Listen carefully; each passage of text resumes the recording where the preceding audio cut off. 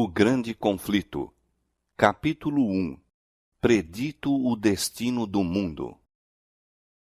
Ah, se tu conhecesses também, ao menos neste teu dia, o que à tua paz pertence. Mas agora isto está encoberto aos teus olhos, porque dias virão sobre ti, em que os teus inimigos te cercarão de trincheiras, e te sitiarão, e te estreitarão de todas as bandas, e te derribarão, a ti e aos teus filhos que dentro de ti estiverem, e não deixarão em ti pedra sobre pedra, pois que não conheceste o tempo da tua visitação. Lucas 19, 42-44. Do cimo do Monte das Oliveiras, Jesus olhava sobre Jerusalém. Lindo e calmo era o cenário que diante dele se desdobrava. Era o tempo da Páscoa, e de todas as terras, os filhos de Jacó se haviam ali reunido para celebrar a grande festa nacional. Em meio de hortos e vinhedos, e declives verdejantes juncados das tendas dos peregrinos, erguiam-se as colinas terraplanadas, os majestosos palácios e os maciços baluartes da capital de Israel. A filha de Sião parecia dizer em seu orgulho: estou assentada como rainha e não verei o pranto. Sendo ela tão formosa então e julgando-se tão segura do favor do céu como quando, séculos antes, o trovador real cantara, formoso de sítio e alegria de toda a terra é o monte de Sião, a cidade do grande rei. Bem à vista estavam os magnificentes edifícios do templo. Os raios do sol poente iluminavam a brancura de neve de suas paredes de mármore e punham reflexos no portal de ouro, na torre e pináculo. Qual perfeição da formosura! Levantava-se ele como o orgulho da nação judaica. Que filho de Israel poderia contemplar aquele cenário sem um estremecimento de alegria e admiração? Entretanto, pensamentos muito diversos ocupavam a mente de Jesus. Quando ia chegando, vendo a cidade, chorou sobre ela. Por entre o universal regozijo de sua entrada triunfal, enquanto se agitavam ramos de palmeiras, enquanto alegres hosanas despertavam ecos nas colinas, e milhares de vozes o aclamavam rei, o Redentor do mundo achava-se oprimido por súbita e misteriosa tristeza. Ele, o Filho de Deus, o prometido de Israel, cujo poder vencera a morte e do túmulo chamara a seus cativos, estava em pranto, não em consequência de uma mágoa comum, senão de agonia intensa e irreprimível. Suas lágrimas não eram por si mesmo, posto que bem soubesse para onde seus passos o levariam. Diante dele jazia o Getsêmani, cenário de sua próxima agonia. Estava também à vista a porta das ovelhas, através da qual durante séculos tinham sido conduzidas as vítimas para o sacrifício e que se lhe deveria abrir quando fosse, como um cordeiro, levado ao matadouro. Não muito distante estava o Calvário, o local da crucifixão. Sobre o caminho que Cristo logo deveria trilhar, cairia o terror de grandes trevas ao fazer ele de sua alma uma oferta pelo pecado. Todavia, não era a contemplação destas cenas que lançava sobre ele aquela sombra em tal hora de alegria. Nenhum sinal de sua própria angústia sobre-humana nublava aquele espírito abnegado. Chorava pela sorte dos milhares de Jerusalém, por causa da cegueira e impenitência daqueles que ele viera abençoar e salvar. A história de mais de 1000 anos do favor especial de Deus e de seu cuidado protetor manifestos ao povo escolhido estava patente aos olhos de Jesus. Ali estava o Monte Moriá, onde o filho da promessa, como vítima submissa, havia sido ligado ao altar, emblema da oferenda do Filho de Deus. Ali, o concerto de bênçãos e a gloriosa promessa messiânica tinham sido confirmados ao Pai dos crentes. Ali as chamas do sacrifício, ascendendo da ira de Ornã para o céu, haviam desviado a espada do anjo destruidor, símbolo apropriado do sacrifício e mediação do Salvador em prol do homem culpado. Jerusalém fora honrada por Deus acima de toda a terra. Sião fora eleita pelo Senhor, que a desejara para a sua habitação. Ali, durante séculos, santos profetas haviam proferido mensagens de advertência. Sacerdotes ali haviam agitado os turíbulos, e a nuvem de incenso com as orações dos adoradores subira perante Deus. Ali, diariamente, se oferecera o sangue dos cordeiros mortos, apontando para o vindouro Cordeiro de Deus. Ali, Jeová revelara a sua presença na nuvem de glória sobre o propiciatório. Repousara ali a base daquela escada mística, ligando a terra ao céu. Escada pela qual os anjos de Deus desciam e subiam, e que abria ao mundo o caminho para o lugar santíssimo. Houvesse Israel, como nação, preservado a aliança com o céu, Jerusalém teria permanecido para sempre como eleita de Deus. Mas a história daquele povo favorecido foi um registro de apostasias e rebelião. Haviam resistido à graça do céu, abusando de seus privilégios e menosprezado as oportunidades. Posto que Israel tivesse zombado dos mensageiros de Deus, desprezado suas palavras e perseguido seus profetas, ele ainda se lhes manifestara como o Senhor, Deus misericordioso e piedoso, tardio em iras e grande em beneficência e verdade. Apesar das repetidas rejeições, sua misericórdia continuou a interceder. Com mais enternecido amor que o de pai pelo filho de seus cuidados, Deus lhes havia enviado sua palavra pelos seus mensageiros, madrugando e enviando-lhes, porque se compadeceu de seu povo e da sua habitação. Quando admoestações, rogos e censuras haviam falhado, enviou-lhes o melhor dom do céu. Mais ainda, derramou todo o céu naquele único dom. O próprio Filho de Deus foi enviado para instar com a cidade impenitente. Foi Cristo que trouxe Israel como uma boa vinha do Egito. Sua própria mão havia lançado fora os gentios de diante deles. Plantou-a em um outeiro fértil. Seu protetor cuidado cercara-a em redor. Enviou seus servos para cultivá-la. Que mais se poderia fazer à minha vinha, exclama ele, que eu não lhe tenha feito? Posto que quando ele esperou que desse uvas, veio a produzir uvas bravas. E ainda, com esperança compassiva de encontrar frutos, veio em pessoa à sua vinha, para que porventura pudesse ser salva da destruição.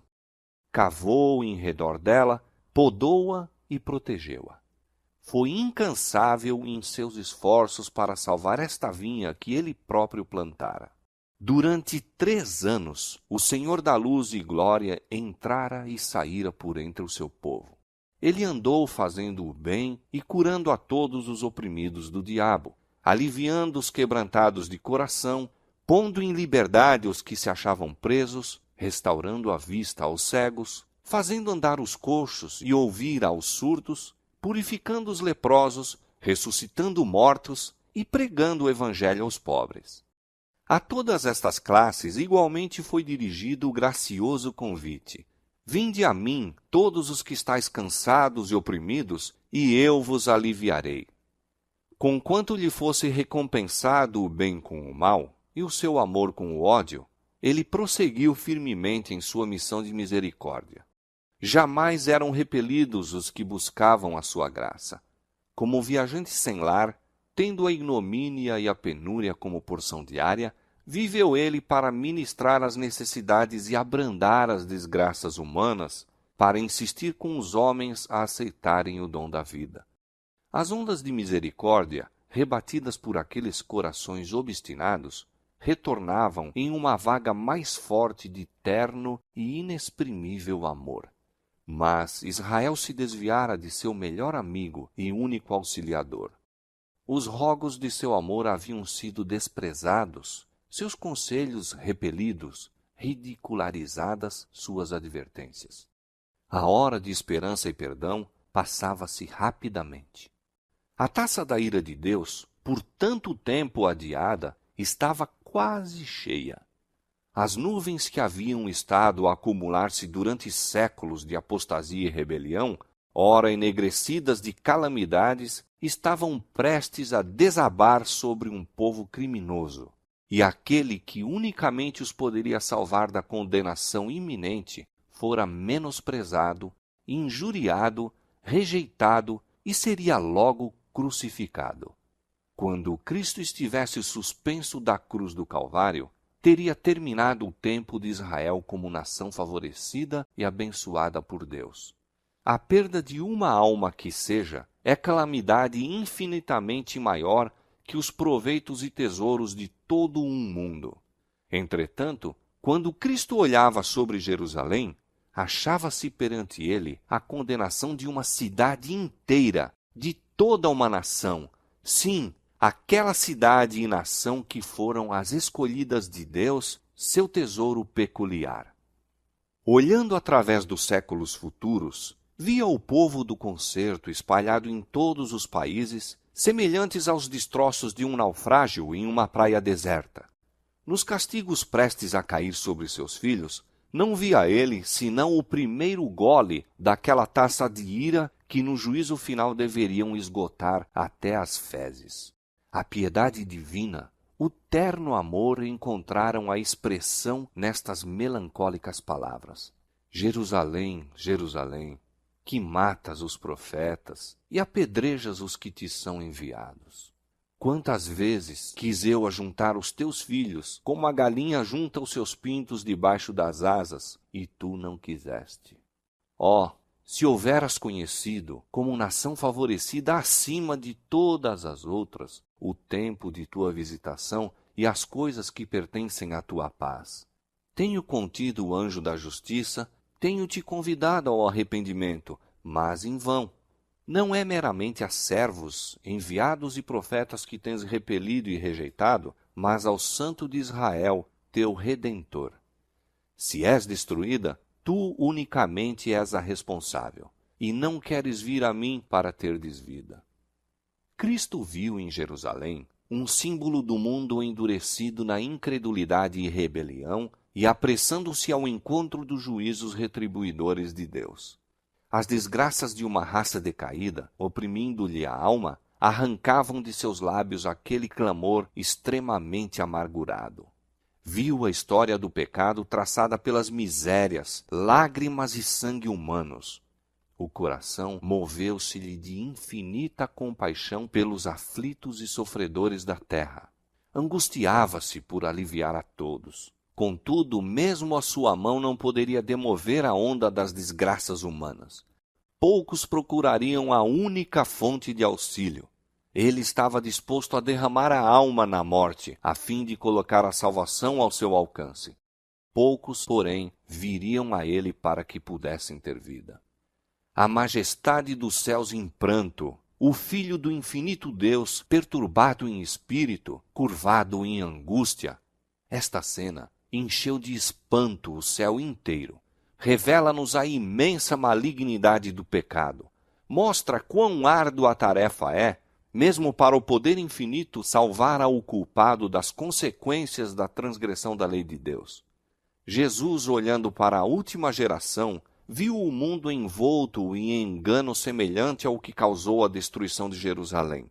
O grande pecado dos judeus foi rejeitarem a Cristo.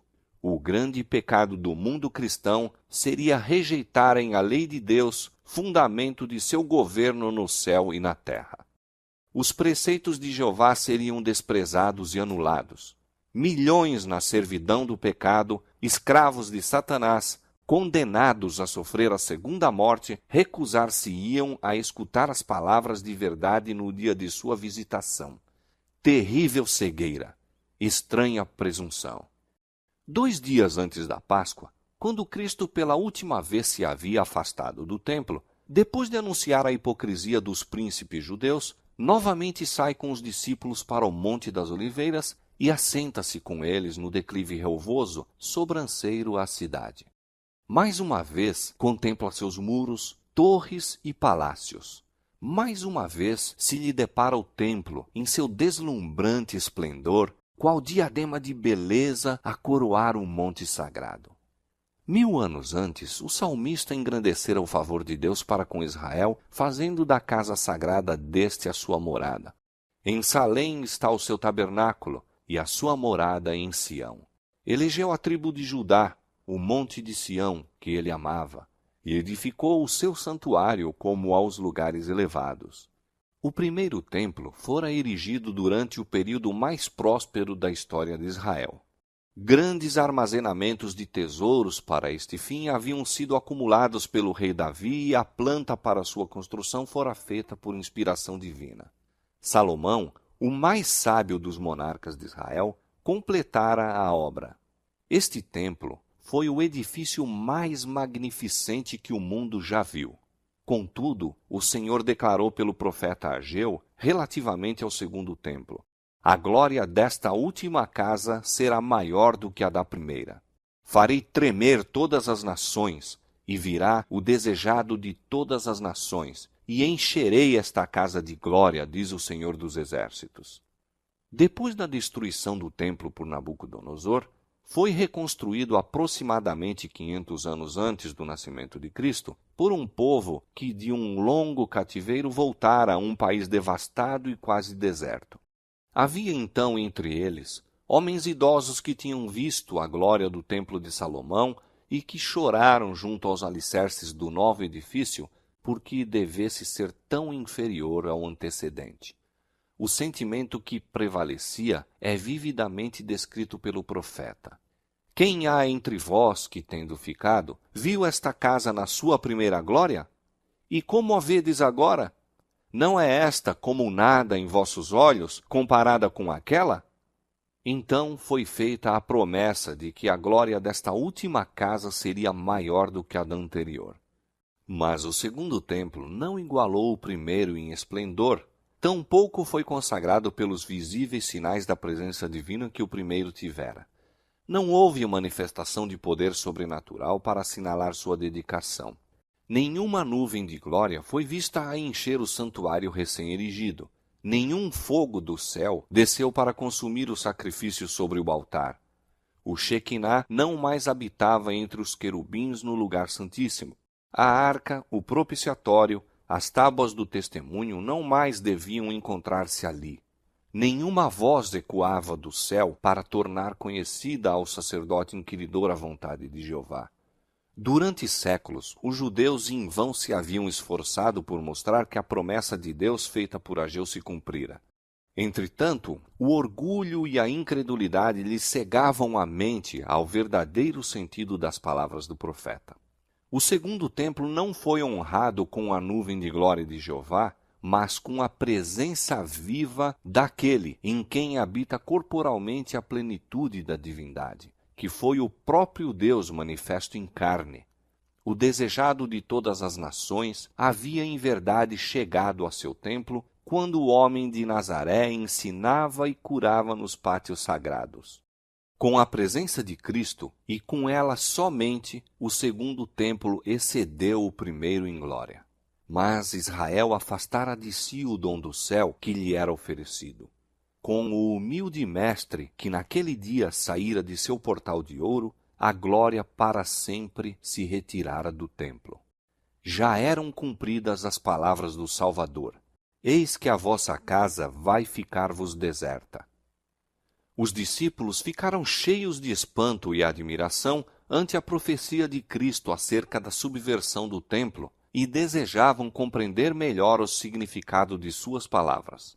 Riquezas, trabalhos e perícia arquitetônica haviam durante mais de 40 anos sido liberalmente expendidos para salientar os seus esplendores. Herodes, o Grande, nele empregara prodigamente tanto riquezas romanas como tesouros judeus, e mesmo o imperador do mundo o tinha enriquecido com seus dons. Blocos maciços de mármore branco, de tamanho quase fabuloso, proveniente de Roma para este fim, formavam parte de sua estrutura. E para eles chamaram os discípulos a atenção do Mestre, dizendo: olha que pedras e que edifícios!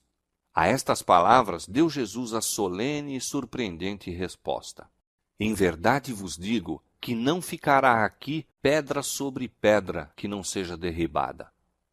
Com a subversão de Jerusalém, os discípulos associaram os fatos da vinda pessoal de Cristo em glória temporal a fim de assumir o trono do império do universo, castigar os judeus impenitentes e libertar a nação do jugo romano. O Senhor lhes dissera que viria a segunda vez. Daí, com a menção do juízo sobre Jerusalém, volveram o pensamento para aquela vinda, e, como estivessem reunidos em torno do Salvador sobre o Monte das Oliveiras, perguntaram: quando serão essas coisas, e que sinal haverá da tua vinda e do fim do mundo? O futuro estava misericordiosamente velado aos discípulos. Houvessem eles, naquela ocasião, compreendido perfeitamente os dois terríveis fatos, os sofrimentos e morte do Redentor e a destruição de sua cidade e templo, teriam sido dominados pelo terror. Cristo apresentou diante deles um esboço dos importantes acontecimentos a ocorrerem antes do final do tempo. Suas palavras não foram então completamente entendidas, mas a significação ser-lhes-ia revelada quando seu povo necessitasse da instrução nelas dada. A profecia que ele proferiu era dupla em seu sentido. Ao mesmo tempo em que prefigurava a destruição de Jerusalém, representava igualmente os terrores do último grande dia. Jesus declarou aos discípulos que o escutavam os juízos que deveriam cair sobre o apóstata Israel e especialmente o castigo retribuidor que lhe sobreviria por sua rejeição e crucifixão do Messias. Sinais inequívocos procederiam à terrível culminação. A hora temida viria súbita e celeremente, e o Salvador advertiu a seus seguidores: quando, pois, virdes que a abominação da desolação de que falou o profeta Daniel está no lugar santo, quem lê, entenda, então os que estiverem na Judéia fujam para os montes. Quando os símbolos idolátricos dos romanos fossem erguidos em terra santa, a qual ia um pouco além dos muros da cidade, então os seguidores de Cristo deveriam achar segurança na fuga. Quando fosse visto o sinal de aviso, os que desejavam escapar não deveriam demorar-se. Por toda a terra da Judéia, bem como em Jerusalém mesmo, o sinal para a fuga deveria ser imediatamente obedecido. Aquele que acaso estivesse no telhado não deveria descer à casa, mesmo para salvar os tesouros mais valiosos. Os que estivessem trabalhando nos campos ou nos vinhedos não deveriam tomar tempo para voltar a fim de apanhar a roupa exterior, posta de lado enquanto estavam a labutar no calor do dia. Não deveriam hesitar um instante para que não fossem apanhados pela destruição geral. No reinado de Herodes, Jerusalém não só havia sido grandemente embelezada, mas pela ereção de torres, muralhas e fortalezas, em acréscimo à força natural de sua posição, tornara-se aparentemente inexpugnável. Aquele que nesse tempo houvesse publicamente predito sua destruição, teria sido chamado, como Noé em sua época, doido alarmista. Mas Cristo dissera: o céu e a terra passarão, mas as minhas palavras não hão de passar. Por causa de seus pecados, foi anunciada a ira contra Jerusalém, e sua pertinaz incredulidade selou-lhe a sorte. O Senhor tinha declarado pelo profeta Miqueias: ouvi agora isto, vós, chefes da casa de Jacó, e vós, maiorais da casa de Israel, que abominais o juízo e perverteis tudo o que é direito, edificando a Sião com sangue e a Jerusalém com injustiça. Os seus chefes dão as sentenças por presentes, e os seus sacerdotes ensinam por interesse, e os seus profetas adivinham por dinheiro, e ainda encostam ao Senhor, dizendo: não está o Senhor no meio de nós? Nenhum mal nos sobrevirá. Estas palavras descreviam fielmente os habitantes de Jerusalém, corruptos e possuídos de justiça própria, pretendendo, embora observar rigidamente os preceitos da lei de Deus, estavam transgredindo todos os seus princípios. Odiavam a Cristo porque a sua pureza e santidade lhes revelavam a iniquidade própria, e acusavam-no de ser a causa de todas as angústias que lhes tinham sobrevido em consequência de seus pecados. Posto que soubessem não ter ele pecado, declararam que sua morte era necessária para a segurança deles como nação. Se o deixarmos assim, disseram os chefes dos judeus, todos crerão nele, e virão os romanos e tirar-nos-ão o nosso lugar e a nação. Se Cristo fosse crucificado, eles poderiam uma vez mais se tornar um povo forte e unido. Assim raciocinavam e concordavam com a decisão de seu sumo sacerdote de que seria melhor morrer um homem do que perecer toda a nação. Assim, os dirigentes judeus edificaram a Sião com sangue e a Jerusalém com injustiça. E além disso, ao mesmo tempo em que mataram seu Salvador porque lhes reprovava os pecados, tal era a sua justiça própria que se consideravam como o povo favorecido de Deus e esperavam que o Senhor os livrasse dos inimigos. Portanto, continuou o profeta, por causa de vós, Sião será lavrada como um campo e Jerusalém se tornará em montões de pedras e o monte desta casa em lugares altos de um bosque. Durante quase 40 anos depois que a condenação de Jerusalém foi pronunciada por Cristo mesmo, retardou o Senhor os seus juízos sobre a cidade e nação. Maravilhosa foi a longanimidade de Deus para com os que lhe rejeitaram o Evangelho e assassinaram o Filho. A parábola da árvore infrutífera representava o trato de Deus para com a nação judaica. Fora dada a ordem: corta-a! Porque ocupa ainda a terra inutilmente? Mas a misericórdia divina poupara ainda um pouco de tempo. Muitos havia ainda dentre os judeus que eram ignorantes quanto ao caráter e obra de Cristo, e os filhos não haviam gozado das oportunidades, nem recebido a luz que seus pais tinham desprezado. Mediante a pregação dos apóstolos e de seus cooperadores, Deus faria com que a luz resplandecesse sobre eles. Ser-lhes-ia permitido ver como a profecia se cumprira não somente no nascimento e vida de Cristo, mas também em sua morte e ressurreição. Os filhos não foram condenados pelos pecados dos pais. Quando, porém, conhecedores de toda a luz dada a seus pais, os filhos rejeitaram mesmo a que lhes fora concedida a mais, tornaram-se participantes dos pecados daqueles e encheram a medida de sua iniquidade. A longanimidade de Deus para com Jerusalém apenas confirmou os judeus em sua obstinada impenitência. Em seu ódio e crueldade para com os discípulos de Jesus, rejeitaram o último oferecimento de misericórdia.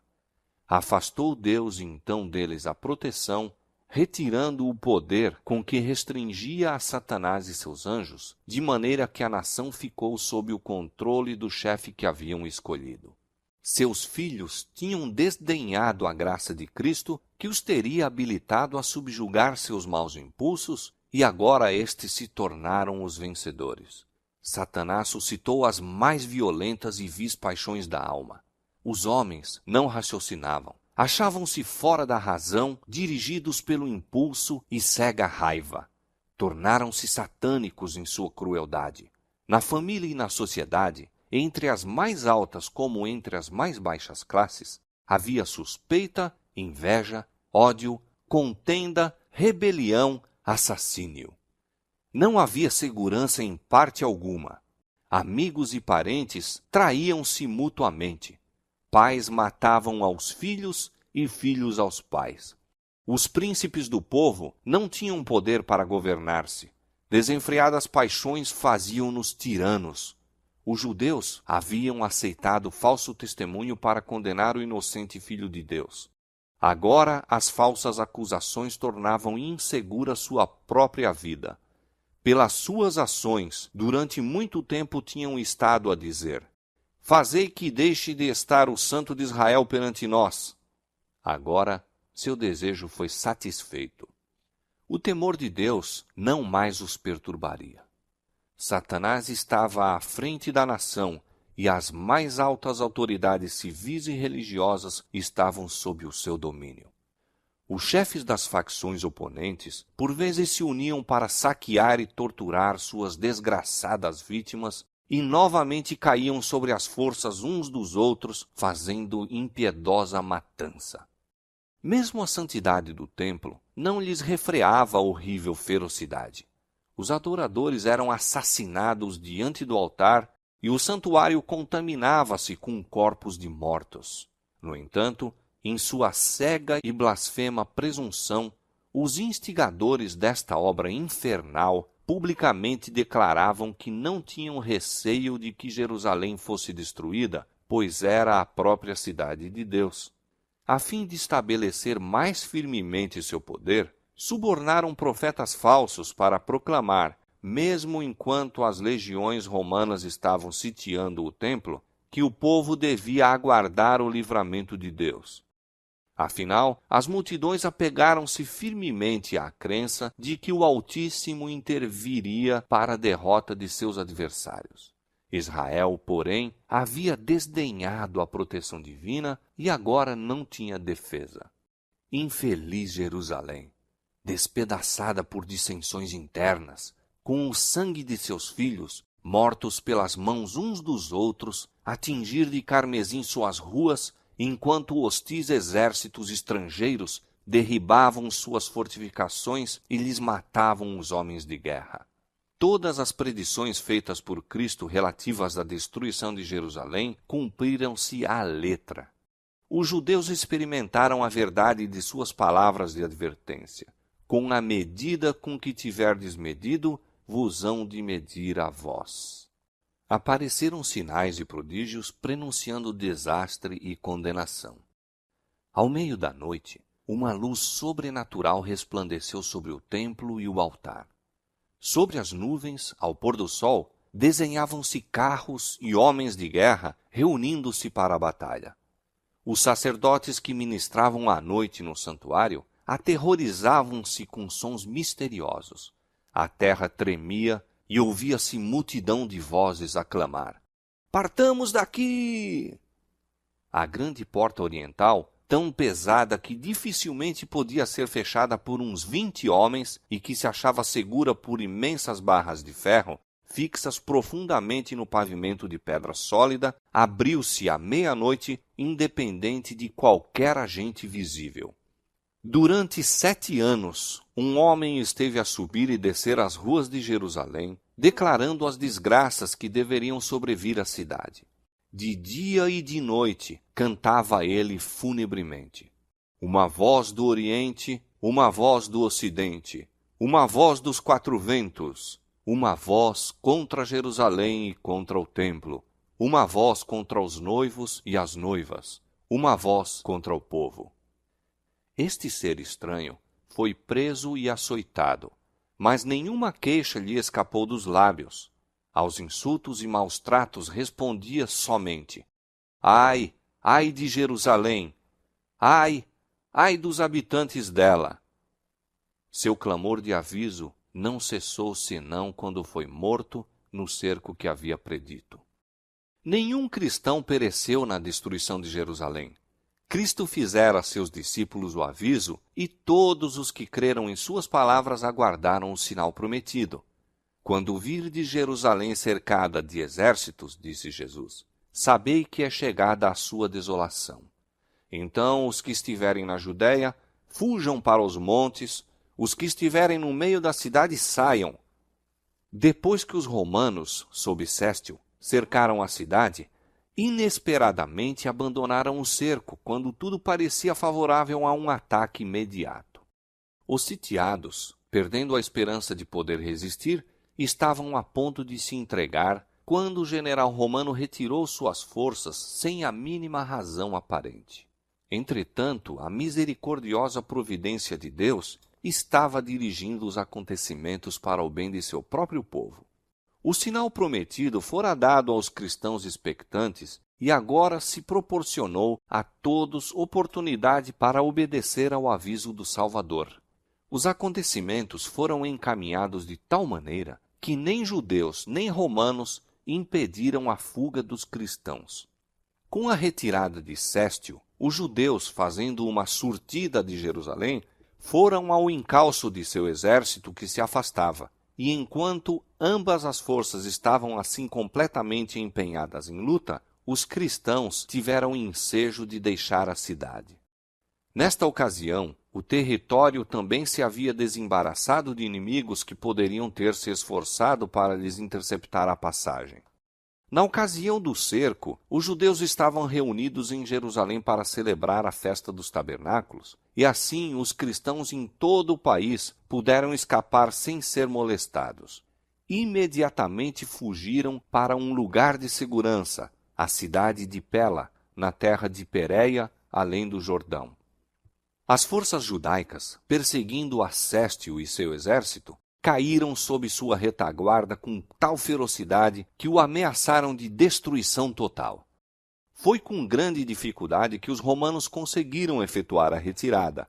Os judeus escaparam quase sem perdas e, com seus despojos, voltaram em triunfo para Jerusalém.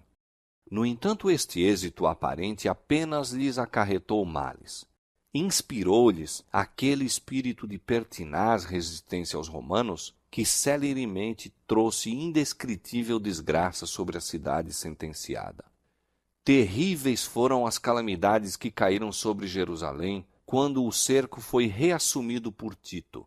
A cidade foi assaltada na ocasião da Páscoa, quando milhões de judeus estavam reunidos dentro de seus muros. Suas provisões de víveres, que a serem cuidadosamente preservadas teriam suprido os habitantes durante anos, tinham sido previamente destruídas pela rivalidade e vingança das facções contendoras, e agora experimentaram todos os horrores da morte e a fome. Uma medida de trigo era vendida por 1 talento. Tão atrozes eram as consequências da fome que homens roíam o couro de seus cinturões e sandálias e a cobertura de seus escudos. Numerosas pessoas saíam da cidade à noite furtivamente para apanhar plantas silvestres que cresciam fora dos muros da cidade, se bem que muitos fossem agarrados e mortos com severas torturas. E muitas vezes os que voltavam em segurança eram roubados naquilo que haviam rebuscado com tão grande perigo. As mais desumanas torturas eram infligidas pelos que se achavam no poder a fim de extorquir do povo atingido pela necessidade os últimos e escassos suprimentos que poderiam ter escondido. E tais crueldades eram frequentemente praticadas por homens que se achavam, aliás, bem alimentados e que simplesmente estavam desejosos de acumular um depósito de provisões para o futuro. Milhares pereceram pela fome e pela peste. A afeição natural parecia ter desaparecido. Maridos roubavam de sua esposa e esposas de seu marido. Viam-se filhos arrebatar o alimento da boca de seus pais idosos. A pergunta do profeta, pode uma mulher esquecer-se tanto de seu filho que cria? Recebeu dentro dos muros da cidade condenada a resposta. As mãos das mulheres piedosas cozeram os próprios filhos e serviram-lhes de alimento na destruição da filha de meu povo. Novamente se cumpriu a profecia de aviso dada 14 séculos antes. E quanto à mulher mais mimosa e delicada entre ti, que de mimo e delicadeza nunca tentou pôr a planta de seu pé sobre a terra, será maligno o seu olho contra o homem de seu regaço, e contra seu filho e contra sua filha, e por causa de seus filhos que tiver, porque os comerás escondidas pela falta de tudo no cerco e no aperto com que o teu inimigo te apertará nas tuas portas. Deuteronômio, capítulo 28, versos 56 e 57. Os chefes romanos esforçaram-se por infundir terror aos judeus e assim fazê-los render-se. Os prisioneiros que resistiam ao cair presos eram açoitados, torturados e crucificados diante do muro da cidade. Centenas eram diariamente mortos desta maneira, e essa horrível obra prolongou-se até que ao longo do vale de Josafá e no Calvário se erigiram cruzes em tão grande número que mal havia espaço para mover-se entre elas. De tão terrível maneira foi castigada aquela espantosa maldição proferida perante o tribunal de Pilatos. O seu sangue caia sobre nós e sobre nossos filhos.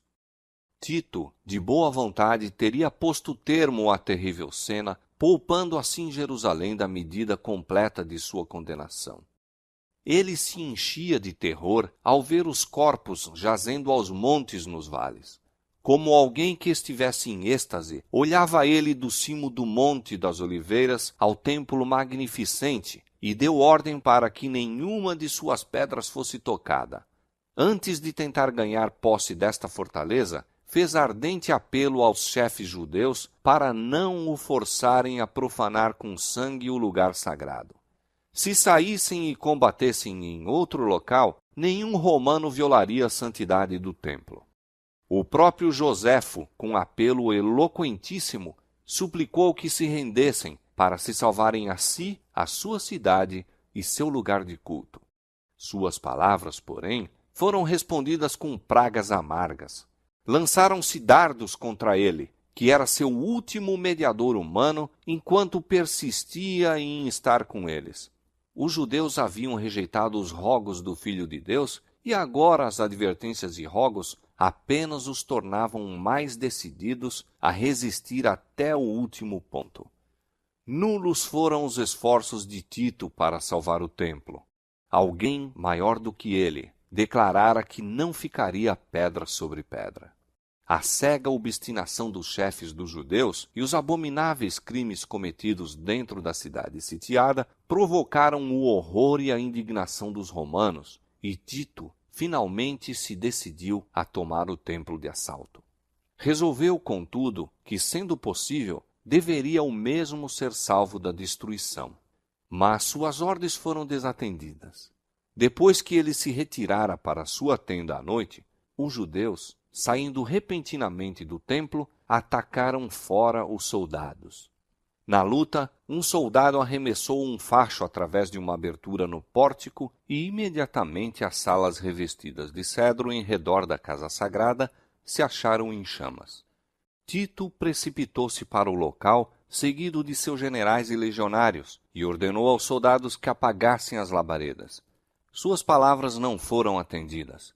Em sua fúria, os soldados lançaram tochas ardentes nas salas contíguas ao templo e, com a espada, assassinavam em grande número os que ali tinham procurado refúgio. O sangue corria como água pelas escadas do templo abaixo. Milhares e milhares de judeus pereceram. Acima do ruído da batalha, ouviam-se vozes bradando: Icabode! Foi-se a glória. Tito achou impossível sustar a fúria da soldadesca. Entrou com seus oficiais e examinou o interior do edifício sagrado. O esplendor encheu-os de admiração, e como as chamas não houvessem ainda penetrado no lugar santo, fez um último esforço para salvá-lo. E, apresentando-se-lhes repentinamente, de novo exortou os soldados a deterem a marcha da conflagração. O centurião Liberalis esforçou-se por impor obediência a seu estado-maior, mas o próprio respeito para com o imperador cedeu lugar à furiosa animosidade contra os judeus, ao excitamento feroz da batalha e à esperança insaciável do saque. Os soldados viam tudo em redor deles resplandecendo de ouro, que fulgurava deslumbrantemente à luz sinistra das chamas. Supunham que incalculáveis tesouros estivessem acumulados no santuário. Um soldado, sem ser percebido, arrojou uma tocha acesa por entre os gonzos da porta. O edifício todo, em um momento, ficou em chamas. O denso fumo e o fogo obrigaram os oficiais a retirar-se, e o nobre edifício foi abandonado à sua sorte. Era um espetáculo pavoroso aos romanos. E que seria ele para os judeus? Todo o cimo da colina que dominava a cidade chamejava como um vulcão. Um após outro caíram os edifícios com tremendo fragor e foram absorvidos pelo ígneo abismo. Os tetos de cedro assemelhavam-se a lençóis de fogo. Os pináculos dourados resplandeciam como pontas de luz vermelha. As torres dos portais enviavam para cima altas colunas de chama e fumo. As colinas vizinhas se iluminavam e grupos obscuros de pessoas foram vistas a observar com horrível ansiedade a marcha da destruição. Os muros e pontos elevados da cidade alta ficaram repletos de rostos, alguns pálidos, com a agonia do desespero, outros com a expressão irada, a ameaçar uma vingança inútil. As aclamações da soldadesca romana, enquanto corriam de uma para outra parte, e o gemido dos rebeldes que estavam perecendo nas chamas, misturavam-se com o rugido da conflagração e o rumor trovejante do madeiramento que caía. Os ecos das montanhas respondiam ou traziam de volta os gritos do povo nos pontos elevados. Ao longo de todo o muro ressoavam alaridos e prantos. Homens que estavam a expirar pela fome reuniam sua força restante para proferir um grito de angústia e desolação. O morticínio do lado de dentro era até mais terrível do que o espetáculo visto fora. Homens e mulheres, velhos e moços, rebeldes e sacerdotes, os que combatiam e os que imploravam misericórdia, eram retalhados em indiscriminada carnificina. O número de mortos excedeu ao dos matadores. Os legionários tiveram que trepar sobre os montes de cadáveres para prosseguir na obra de extermínio. Depois da destruição do templo, a cidade inteira logo caiu nas mãos dos romanos. Os chefes dos judeus abandonaram as torres inexpugnáveis e Tito as achou desertas. Contemplou-as com espanto e declarou que Deus lhes havia entregue em suas mãos, pois engenho algum, ainda que poderoso, poderia ter prevalecido contra aquelas estupendas ameias. Tanto a cidade como o templo foram arrasados até aos fundamentos, e o terreno em que se erguia a casa sagrada foi lavrado como um campo. No cerco e morticínio que se seguiram, pereceram mais de 1 milhão de pessoas. Os sobreviventes foram levados como escravos, como tais vendidos, arrastados a Roma para brilhantar a vitória do vencedor, lançados às feras nos anfiteatros ou dispersos por toda a terra como vagabundos sem lar. Os judeus haviam forjado seus próprios grilhões. Eles mesmos encheram a taça da vingança. Na destruição completa que lhes sobreveio como nação e em todas as desgraças que os acompanharam depois de dispersos, não estavam senão recolhendo a colheita que suas próprias mãos semearam. Diz o profeta: para tua perda, ó Israel, te rebelaste contra mim. Pelos teus pecados tens caído. Seus sofrimentos são muitas vezes representados como sendo castigo a eles infligido por decreto direto da parte de Deus. É assim que o grande enganador procura esconder sua própria obra. Pela obstinada rejeição do amor e misericórdia divina, os judeus fizeram com que a proteção de Deus fosse deles retirada e permitiu-se a Satanás dirigi-los segundo a sua vontade. As horríveis crueldades executadas na destruição de Jerusalém são uma demonstração do poder vingador de Satanás sobre os que se rendem ao seu controle. Não podemos saber quanto devemos a Cristo pela paz e proteção de que gozamos. É o poder de Deus que impede que a humanidade passe completamente para o domínio de Satanás. Os desobedientes e ingratos têm grande motivo de gratidão pela misericórdia e longanimidade de Deus, que contém o cruel e pernicioso poder do maligno. Quando, porém, os homens passam os limites da clemência divina, a restrição é removida. Deus não fica em relação ao pecador como executor da sentença contra a transgressão, mas deixa entregues a si mesmos os que rejeitam sua misericórdia para colherem aquilo que semearam. Cada raio de luz rejeitado, cada advertência desprezada ou desatendida, cada paixão contemporizada, cada transgressão da lei de Deus é uma semente lançada, a qual produz infalível colheita. O Espírito de Deus, persistentemente resistido, é afinal retirado do pecador, e então poder algum permanece para dominar as más paixões da alma e nenhuma proteção contra a maldade e inimizade de Satanás. A destruição de Jerusalém constitui tremenda e solene advertência a todos os que estão tratando levianamente com os oferecimentos da graça divina e resistindo aos rogos da misericórdia de Deus. Jamais foi dado um testemunho mais decisivo do ódio ao pecado por parte de Deus e do castigo certo que recairá sobre o culpado. A profecia do Salvador relativa aos juízos que deveriam cair sobre Jerusalém há de ter outro cumprimento, do qual aquela terrível desolação não foi senão tênue sombra. Na sorte da cidade escolhida, podemos contemplar a condenação de um mundo que rejeitou a misericórdia de Deus e calcou a pés a sua lei. Tenebrosos são os registros da miséria humana que a terra tem testemunhado durante seus longos séculos de crime. Ao contemplá-los, confrange-se o coração e o espírito desfalece.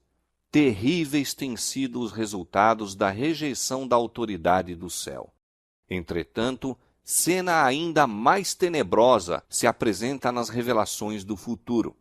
Os registros do passado, o longo cortejo de tumultos, conflitos e revoluções, a armadura daqueles que pelejavam com ruído e os vestidos que rolavam no sangue, que são em contraste com os terrores daquele dia em que o Espírito de Deus será totalmente retirado dos ímpios, não mais contendo a explosão das paixões humanas e ira satânica. O mundo contemplará então, como nunca antes, os resultados do governo de Satanás. Mas naquele dia, bem como na ocasião da destruição de Jerusalém, livrar-se-á o povo de Deus, todo aquele que estiver inscrito entre os vivos. Cristo declarou que virá a segunda vez para reunir a si os seus fiéis. E todas as tribos da terra se lamentarão e verão o Filho do Homem vindo sobre as nuvens do céu com poder e grande glória. E ele enviará os seus anjos com rijo clamor de trombeta, os quais ajuntarão os seus escolhidos desde os quatro ventos, de uma a outra extremidade dos céus. Então, os que não obedecem ao Evangelho serão consumidos pelo espírito de sua boca e serão destruídos com o esplendor de sua vinda. Como o antigo Israel, os ímpios destroem-se a si mesmos, caem pela sua iniquidade. Em consequência de uma vida de pecados, colocaram-se tão fora de harmonia com Deus, sua natureza se tornou tão aviltada com o mal, que a manifestação da glória divina é para eles um fogo consumidor.